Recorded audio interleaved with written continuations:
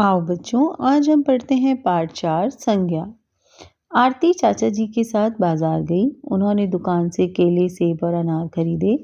चाचा जी ने आरती को खिलौना दिलाया। खिलौना पाकर आरती खुशी और प्रसन्नता से नाच उठी।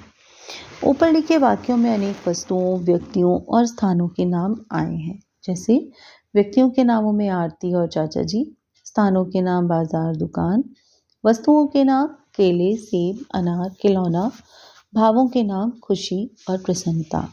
इन सभी नामों को संज्ञा कहते हैं। अब नीचे लिखे वाक्यों को पढ़िए। गर्मी के कारण बुरी हालत है। बुढ़ापा सभी को आता है। बचपन के दिन सबसे अच्छे होते हैं। गर्मी, बुढ़ापा, बचपन भाव हैं। हम इन्हें महसूस कर सकते हैं। इनका कोई आकार या रूप नहीं होता, अतः भावों के नाम भी संज्ञा होते हैं। इस प्रकार हम कह सकते हैं कि किसी व्यक्ति, वस्तु, स्थान, प्राणी और भाव के नाम को संज्ञा कहते हैं।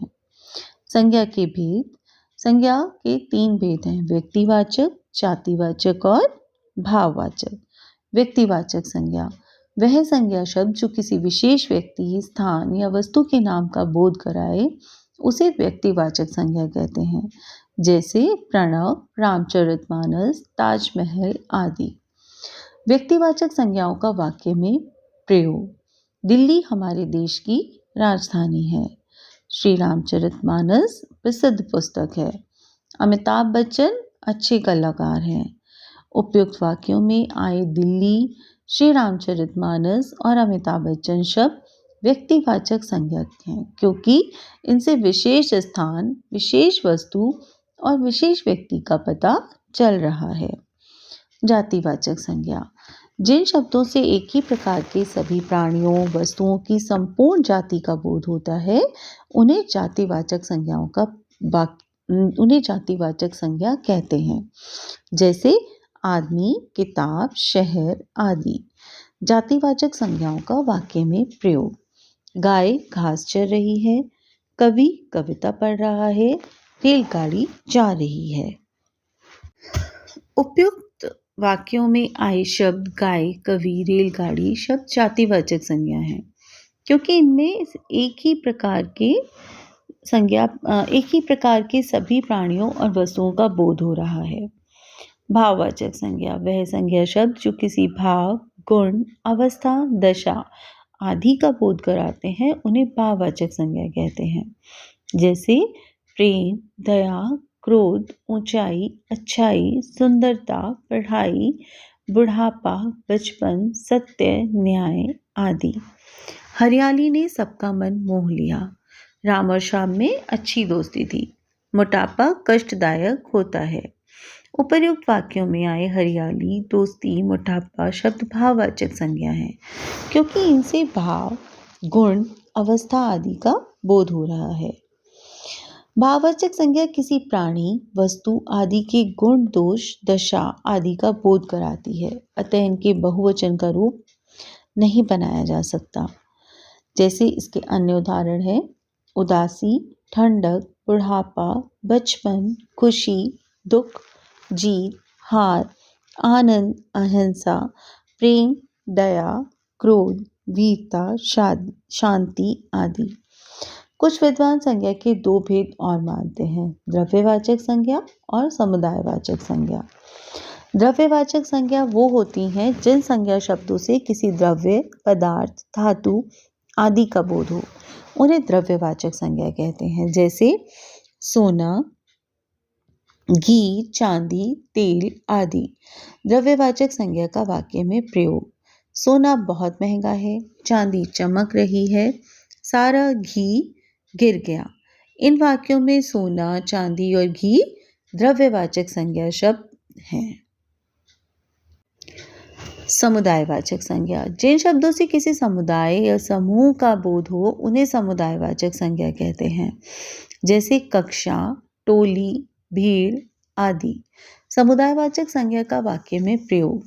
सैनिकों की टोली आ रही है। मेले में भीड़ थी। उपर्युक्त वाक्यों में टोली तथा भीड़ शब्द समुदायवाचक संज्ञा हैं। भाववाचक संज्ञाओं की रचना। जातिवाचक संज्ञा द्वारा भाववाचक संज्ञा बनाना।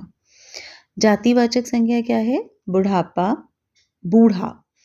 भाववाचक हो जाता है बुढ़ापा, बच्चा, बचपन, ठग, ठगी, माता, मातृत्व, क्षत्रिय, क्षत्रियत्व, शत्रु, शत्रुता, दोस्त, दोस्ती, स्त्री, स्त्रीत्व, मानव, मानवता, प्रभु, प्रभुता, शिशु, शैशव, व्यक्ति, व्यक्तित्व, देव, देवत्व, शिक्षक, शिक्षा, चोर, चोरी, लड़का, लड़कपन, युवक, यौवन, पशु, पशुता, लघु, लघुता, नारी, नारत्व, सेवक, सेवा।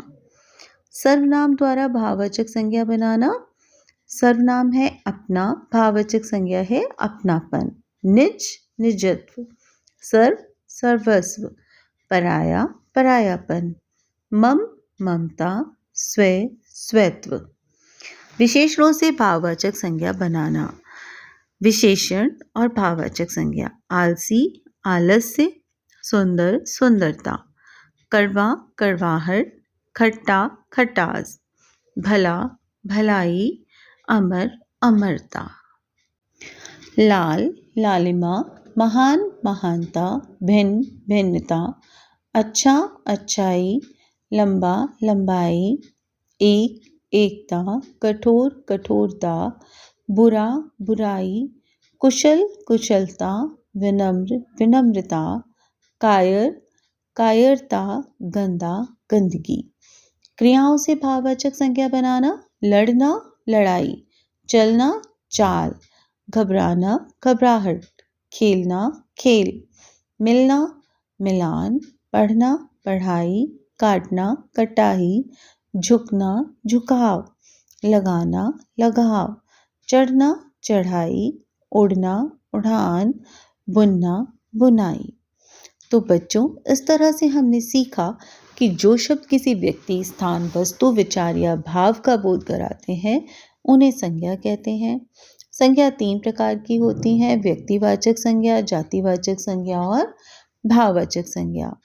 जिस संज्ञा शब्द से किसी विशेष व्यक्ति, स्थान या वस्तु के नाम का बोध हो उसे व्यक्तिवाचक संज्ञा कहते हैं।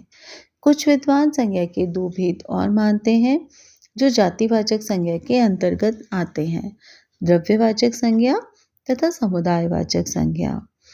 जिस संज्ञा शब्द से किसी वर्ग के सभी प्राणियों या स्थानों का बोध हो उसे जातिवाचक संज्ञा कहते हैं।